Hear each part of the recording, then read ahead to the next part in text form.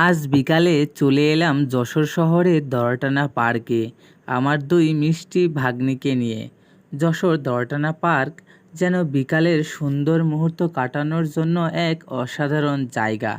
সারাদিনের ব্যস্ততার পর এমন একটি শান্ত ও মনোরম পরিবেশে কিছুটা সময় কাটানো সত্যি দারুণ অনুভূতি। পার্ক জুড়ে সবুজের সমারোহ, খোলা আকাশ আর শিশুদের হাসি আনন্দে মুখর পরিবেশ। আমার দুই ভাগ্নি তো খেলাধুলা আর দৌড়াদৌড়িতে এতটাই মেতে উঠেছিল যে তাদের মুখের হাসি দেখেই পুরো বিকেলটা সার্থক মনে হলো।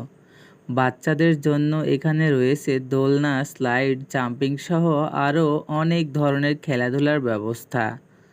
তাই পরিবার নিয়ে সময় কাটানোর জন্য একটি সুন্দর জায়গা।